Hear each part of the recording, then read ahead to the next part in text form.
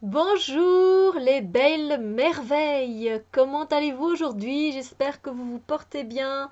Écoutez, moi ça va de mon côté et aujourd'hui je vais vous présenter le jeu de votre destin de Esmeralda Bernard et de Julian ou Julian Van Buren. Voilà, c'est un jeu qui ne date pas d'hier.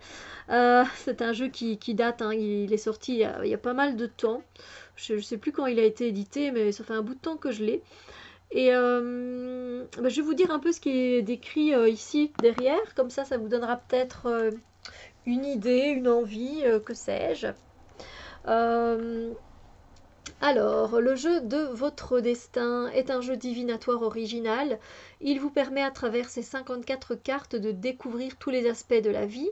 Il vous guide dans vos choix et répond aux questions que vous vous posez grâce à la richesse de ces symboles. Chaque carte vous éclaire dans le domaine qui vous tient à cœur, sentimental, professionnel ou matériel.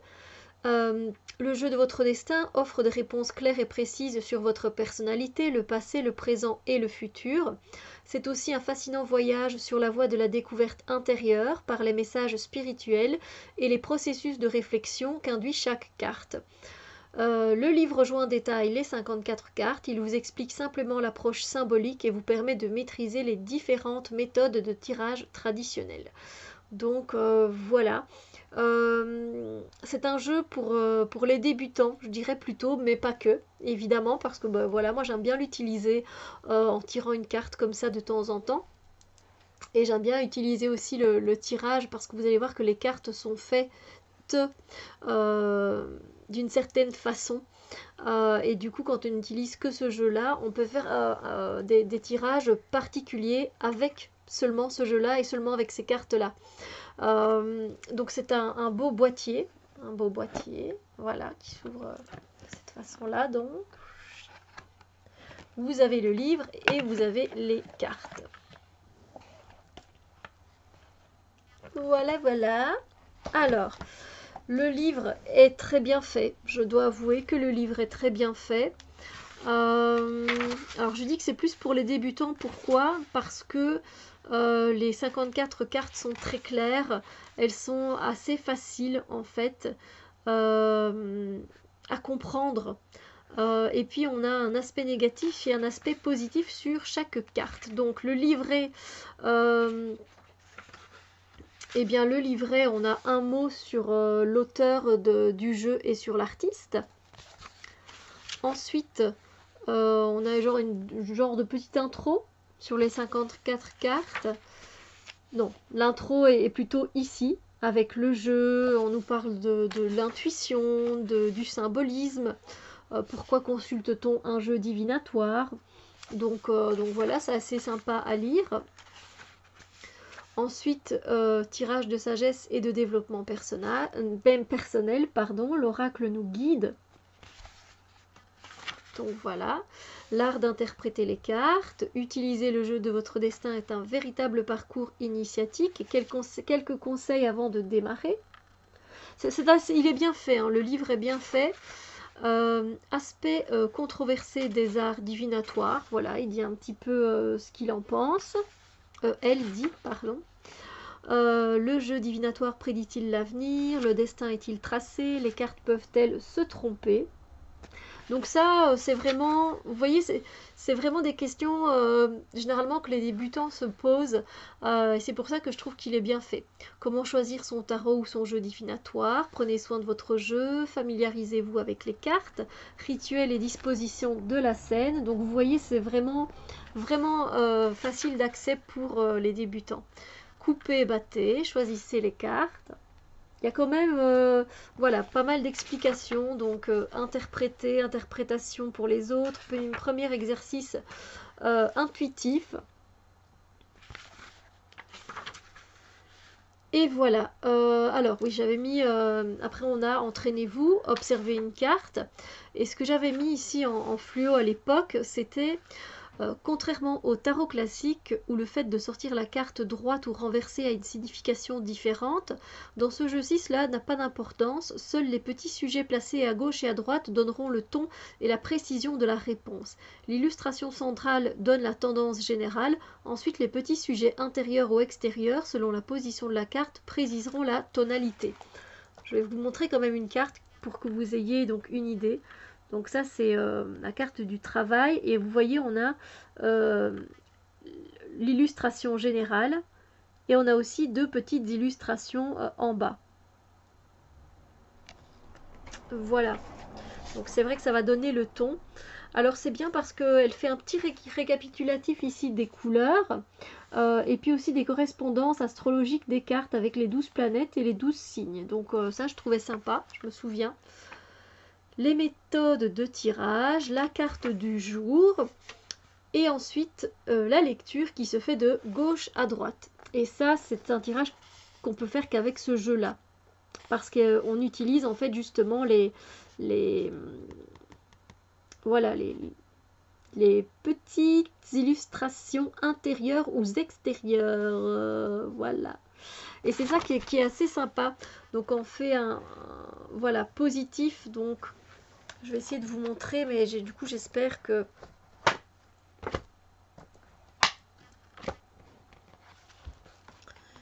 On va faire comme ça. Alors, faut pas que je me trompe de côté. Donc on va dire que voilà, vous avez ces trois cartes-ci, par exemple. Comme vous pouvez le constater, il y a des dessins sur le côté. Que je ne dise pas de bêtises.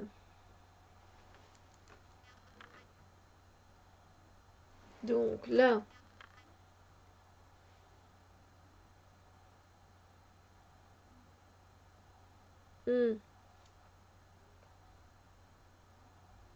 ici sujet de droite.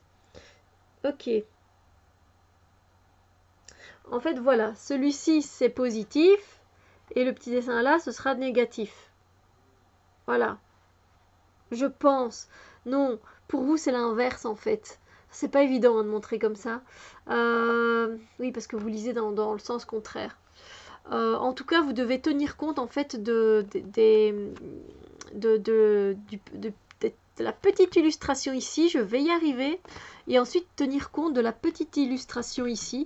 En fait, par rapport au travail, avec le deuil et la masculinité. Voilà.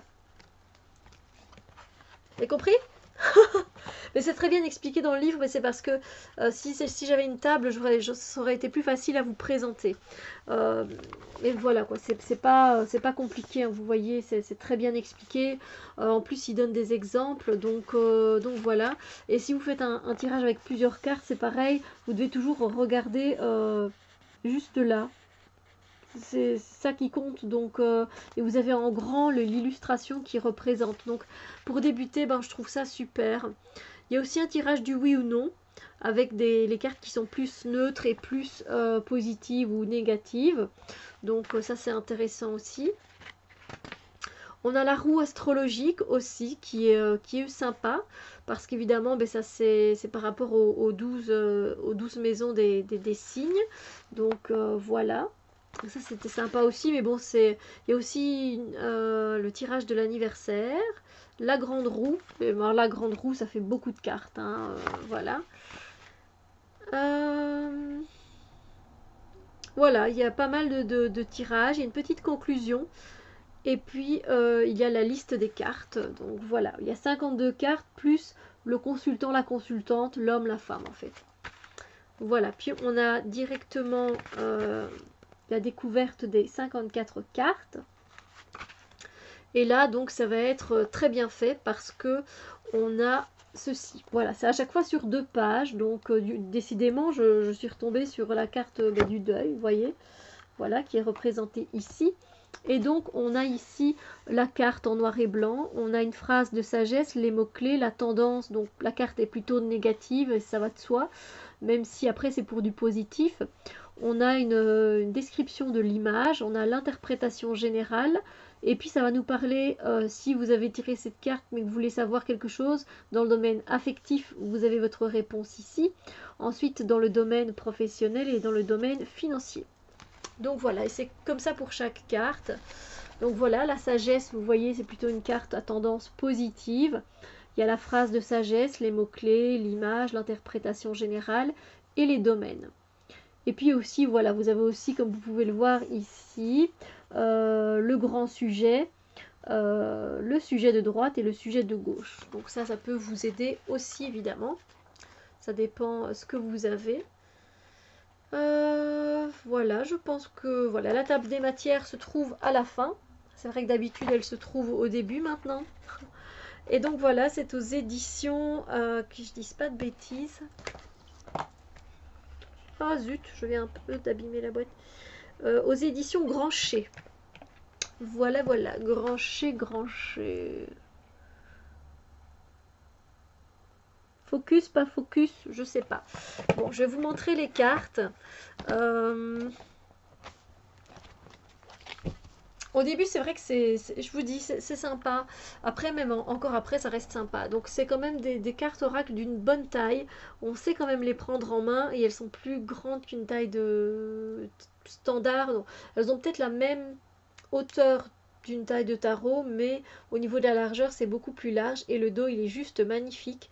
L'artiste a signé et il a bien fait. Alors, évidemment, si vous faites, enfin, vous avez compris qu'ici, on fait pas du l'endroit en verre, donc voilà, il est magnifique, hein. C'est magnifique, magnifique. Moi j'adore.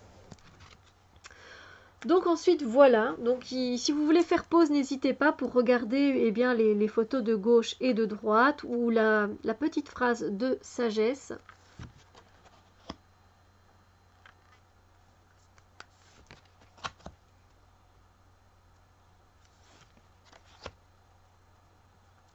En fait moi j'aime beaucoup les illustrations.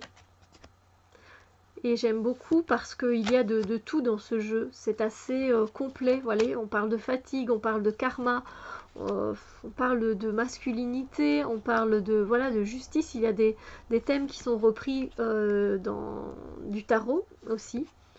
On a ici, regardez, la carte qui fait vraiment penser à la carte du fou. Ça, c'est vrai qu'il y en a quelques-unes parce que c'est vrai qu'elle s'est inspirée du tarot aussi.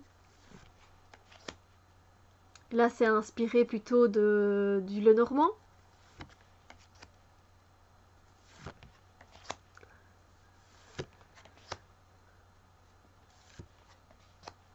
Magnifique. Je trouve ça magnifique.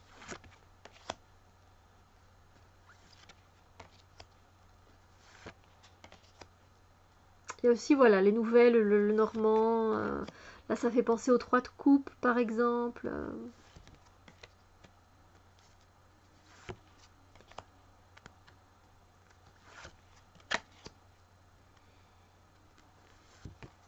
Le consultant. Très, très, très, très beau. J'aime beaucoup, moi, cet artiste.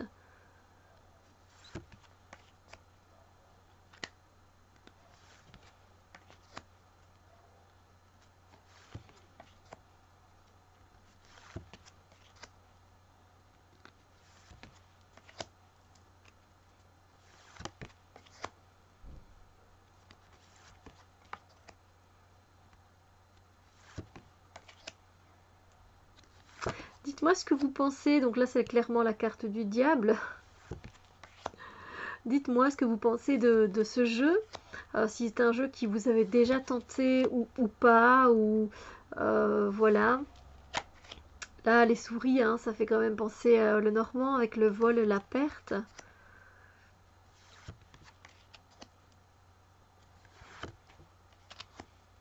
La force.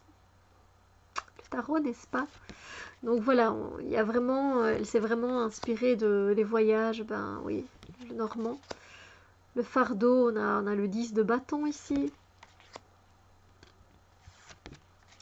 Donc voilà, oui, dites-moi ce que vous pensez, si c'est un jeu que vous aimez. Moi j'aime bien l'utiliser juste comme ça en fait. Ou alors avec les tirages qu'ils proposent pour voir l'influence que ça a avec les petites illustrations. Voilà. Et il me semble que j'ai loupé une carte. Attendez, je m'assure. Non, non, ça va, je vous ai tout montré parce que pour le moment, comme je suis en train de le réutiliser, j'avais laissé une carte sur mon hôtel parce que j'avais eu l'homme de cœur. Et du coup, voilà, je l'avais laissé sur mon hôtel, mais il est là. Ça va. Donc voilà, moi je trouve que clairement c'est très très beau. Euh, voilà, là on est le 2 d'épée. Voilà, on peut retrouver vraiment plein de choses. euh, et symboliquement, c'est super sympa. Vous pouvez faire un super travail avec ça. Bon, c'est autant pour les débutants du coup que pour les professionnels ou que les fanas de jeux, de cartes, tout simplement. Voilà, c'est un bon jeu de développement personnel, je trouve aussi, pour aller un peu plus loin dans son chemin, sur son chemin, pardon. Voilà, je trouve ça sympa. Alors si vous avez un pendule aussi, ce que vous pouvez faire, c'est que vous pouvez tirer la carte du jour, voir la tendance générale, mais demander si la tendance est plutôt négative ou si elle est plutôt positive. Et du coup, vous laissez aller votre pendule à gauche ou à droite selon. Voilà, enfin, c'est lui qui choisira. Et donc, vous aurez la tendance. Voilà. Ça, vous pouvez faire aussi, hein. C'est une façon de faire. J'avais déjà fait ça, donc voilà. Moi sur ce, je vous retrouve très bientôt pour d'autres vidéos évidemment, n'est-ce pas? Et je vous souhaite une merveilleuse matinée, journée, soirée, nuit, peu importe le moment où vous regarderez cette vidéo. Et on se retrouve très bientôt les amis. Bisous lumière.